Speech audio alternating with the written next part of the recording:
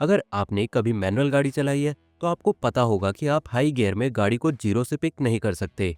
आपको गाड़ी को मूव करने के लिए पहले एक लो गियर सेलेक्ट करना पड़ता है। कुछ ऐसा ही होता है जब आप एक साइकिल को चलाते हो। अगर आप साइकिल को सीधा हाई गियर से चलाना शुरू करोगे तो आपको काफी परेशानी होगी। लेकिन जैसे ही आप एक लो गियर सेलेक्ट करोगे, साइकिल इजीली मूव करने लगती है और आपको कम ताकत लगानी पड़ती है। पर अब आपके पैर काफी फास्ट स्पीड से स्पिन करते हैं, लेकिन साइकिल की स्पीड उतनी फास्ट नहीं होती। अगर आपको स्पीड बढ़ानी है तो आपको हाई गियर सेलेक्ट करना होगा और फिर आप पैडल स्लो करोगे, लेकिन साइकिल की स्पीड तेज होगी। गाड़ी में भी हम लो गियर से स्टार्ट करते हैं और जैसे जैसे स्पीड बढ़ती है हम हाई गियर्स की तरफ मूव करते हैं। लेकिन जैसे ही आप एक अपहिल पर पहुंचते हो, आपको दोबारा से एक लो गियर में शिफ्ट करना पड़ता है, क्योंकि अपहिल में गाड़ी को मूव करने के लिए चाहिए होता है टॉर्क, और टॉर्क मिलता है आपको लो गियर्स में। हाई गियर्स में आपको मिलती है ज़्यादा स्पीड लेकिन कम टॉर्क, और लो गियर्स में आपको मिलता है ज़्यादा टॉर्क लेकिन कम स्पीड। ये सारा मैजिक है गियर रेशियो का। चलिए इसे आसान तरीके से समझते हैं। ये है आपकी गाड़ी का इंजन, और इसकी शाफ्ट एक सर्टेन आरपीएम रेंज तक ही रोटेट कर सकती है। मान लीजिए 1000 से 7000 आरपीएम तक। अब आप इंजन को डायरेक्टली व्हील से कनेक्ट तो नहीं कर सकते, क्योंकि आप सीधा 1000 आरपीएम की स्पीड से मूव करना शुरू तो नहीं करोगे। जीरो से शुरू करना होगा, और इतना स्लो तो इंजन नहीं चल सकता, क्योंकि हमारे इंजन की मिनिमम आइडलिंग स्पीड ही 1000 आरपीएम है। तो जीरो से स्टार्ट करने के लिए आपको चाहिए होगा एक गियर बॉक्स और एक क्लच, जो गियर बॉक्स को इंजन के साथ इंगेज और डिसंगेज करेगा। अब ये जो गियर बॉक्स है, इसके अंदर के गियर्स का साइज ही डिसाइड करेगा कि गाड़ी किस स्पीड से चलेगी और कितना टॉर्क ट्रांसफर होगा। तो एग्जाम्पल के लिए मान लीजिए कि इनपुट शाफ्ट जिसमें इंजन से पावर आ रही है, उसमें छोटा गियर लगा हुआ है, और आउटपुट शाफ्ट जो कि व्हील्स को पावर ट्रांसफर कर रही है, उसमें एक दुगने डायमीटर का गियर लगा हुआ है। तो अब जब इनपुट गियर घूमना शुरू करेगा और एक राउंड कंप्लीट करेगा, तो आउटपुट शाफ्ट का गियर सिर्फ आधा राउंड ही कंप्लीट कर पाएगा, और जब इनपुट शाफ्ट का गियर 2 राउंड कंप्लीट कर लेगा, तब जाकर आउटपुट शाफ्ट का गियर एक राउंड कंप्लीट करेगा। यानी इंजन की स्पीड ज़्यादा है और व्हील्स की स्पीड कम। यहाँ पर गियर रेशियो हो जाएगा 2:1, यानी कि इनपुट गियर के 2 राउंड कंप्लीट करने पर आउटपुट गियर सिर्फ एक राउंड घूमेगा।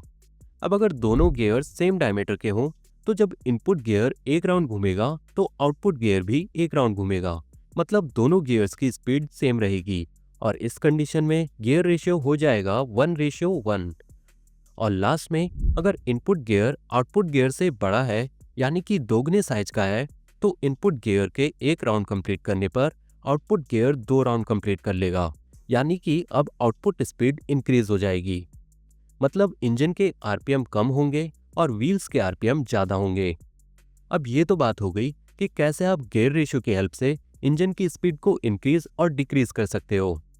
अब बात आती है कि टॉर्क कैसे इंक्रीज और डिक्रीज होता है। देखो, रियल वर्ल्ड में हम गियर के डायमीटर को नहीं देखते, हम उसके नंबर ऑफ टीथ्स को देखते हैं। और गियर रेशियो का फॉर्मूला कुछ ऐसा होता है: number of teeths in output gear divided by number of teeths in input gear.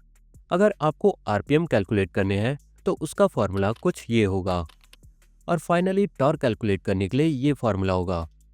लेकिन टॉर्क कैलकुलेट करने से पहले हमें ये पता होना चाहिए कि टॉर्क होता क्या है। देखो, सिंपल शब्दों में टॉर्क एक टर्निंग फोर्स है जो एक डिस्टेंस पर अप्लाई होता है। इसका सबसे सिंपल एग्जांपल है एक नट और रेंच। देखो, टॉर्क होता है न्यूटन मीटर, यानी फोर्स और डिस्टेंस। अगर आप एक टाइट नट को एक छोटे रेंच से खोलने की कोशिश करोगे तो आपको ज़्यादा ताकत लगानी पड़ेगी, यानी आपको ज़्यादा फोर्स अप्लाई करना पड़ेगा, क्योंकि डिस्टेंस कम है। और अगर आप छोटे रेंच की जगह एक बड़ी आर्म वाले रेंच को यूज़ करोगे तो आपको कम फोर्स अप्लाई करना होगा, क्योंकि अब डिस्टेंस बढ़ जाएगी।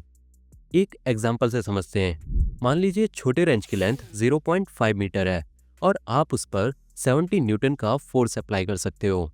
तो टॉर्क हो जाएगा 70 इंटू 0.5, यानी 35 न्यूटन मीटर।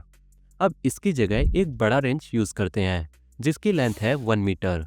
अब अगर आप सेम फोर्स अप्लाई करोगे तो आपको टॉर्क मिलेगा 70 इंटू 1, यानी कि 70 न्यूटन मीटर। तो देखा आपने टॉर्क कैसे डिस्टेंस के साथ इंक्रीज हो गया।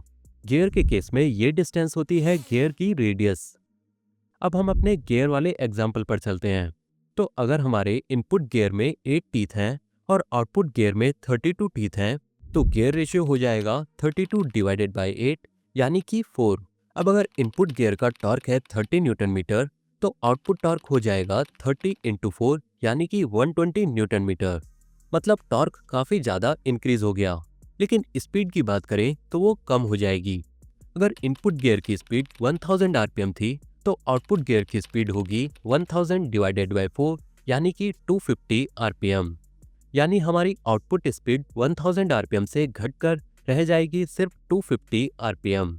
अब अगर हम इनपुट और आउटपुट गियर की पोजीशन को आपस में स्वैप कर दें, तो गियर रेशियो हो जाएगा 0.25। और अगर पहले वाली ही इनपुट आरपीएम और टॉर्क वैल्यूज को कंसीडर करें, तो आउटपुट आरपीएम हो जाएगा 1000 डिवाइडेड बाय 0.25 यानी कि 4000 आरपीएम। मतलब स्पीड काफ़ी ज़्यादा इंक्रीज हो जाएगी।